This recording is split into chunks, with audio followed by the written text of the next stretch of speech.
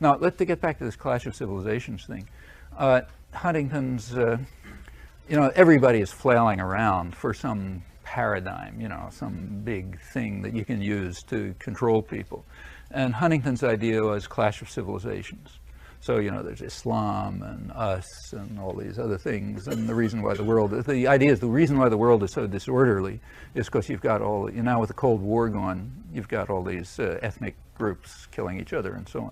Well, as usual, it's always a good idea to start by asking about the facts. Whenever you hear anything said very confidently, the first thing that should come to mind is, wait a minute, is that true? So is it true? I mean, is it true that there's more ethnic conflict now than there was 20 years ago? Well, take a look. In most of the big conflicts that are going on around the world were going on right through the Cold War, like Burundi and Rwanda. There were huge massacres going on in the early 70s. Actually, I wrote about them at the time. Nobody was talking about them because it wasn't interesting, but they were there. There are some, in fact, just about every one you pick goes way back. Now, there are some that are new. Those within the former Soviet system, including Yugoslavia, within the old so-called communist system, yeah, they're new. So like the war in Chechnya, or Azerbaijan, Armenia, Tajikistan, these things are all new. But that's standard. Anytime a tyrannical system breaks down, you have all sorts of conflict internal to it. Just take a look at the breakdown of the European empires. Every single one was like that, and most of them were worse. So first of all, the factual basis is very thin.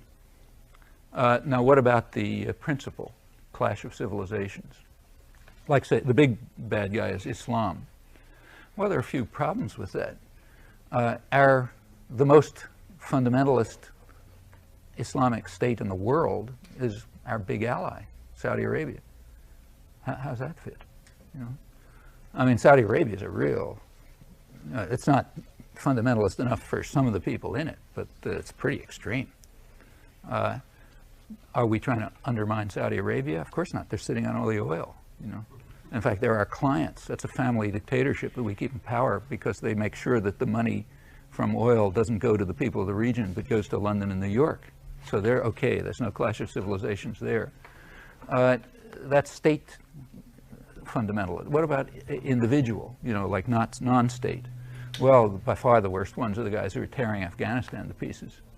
You find more crazy Islamic fundamentalists around than them. I don't know about them. Where'd they get their power from? Well, your pocket, They got $6 billion or so, it's claimed, from the United States and Saudi Arabia through the 1980s. Now they're tearing Afghanistan apart, but it's not nothing that we did. We're only wonderful people. So where is this clash of civilizations between Islam and the West? I don't see it. I mean, Indonesia is an Islamic state. Do you see us trying to undermine Indonesia? I mean, a lot of rotten things in Indonesia, like, for example, wages are about half the level of China, which is not so munificent. Do you see us doing anything about that? I mean, I think this is all farce.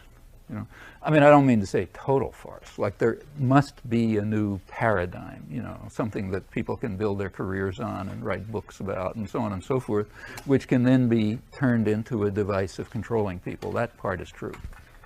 And maybe this will work, or if it doesn't, you try something else. Part of the legacy of Ronald Reagan, during the Reagan years, Pakistan was ruled by the most awful of its many horrible dictators, Zia-ul-Haq, and he had two major policies. One was to carry out radical Islamization of the country with the funding of Saudi Arabia. Saudi Arabia is the center of radical Islam and also the center of funding of jihadism, and also the leading ally of the United States and Britain. Traditionally, the U.S. and Britain have been supporting radical Islam throughout the region. There are good reasons for that, and they continue to. The reasons are you can tell it from the internal documents, British and American internal documents. The reason is kind of a rational analysis. The real threat, they say, is the virus of secular nationalism. That's dangerous. Secular nationalism, say Nasser, for example, can lead to the possibility of efforts to try to take the resources of the region and use them for their own populations, rather than for the benefit of the West and the ruling, super-rich ruling families. So that's a real problem. And the only barrier to secular nationalism, to the virus of secular nationalism, as it's called, is radical Islamism. So the U.S. and Britain as well have been strongly supporting radical Islam for a long time and continue to. It's a little ironic when you hear them complaining about the Muslim Brotherhood, which by comparison is moderate Islam. And that remains true. Saudi Arabia, for example, is given free rein to crush demonstrations. No talk of no-fly zones. There was a day of rage called in Riyadh, but the police presence was so extensive that nobody could even show up. They're too intimidated. Same in Kuwait. These are rich oil states which have loyal dictators. So therefore, they're free to do anything they like.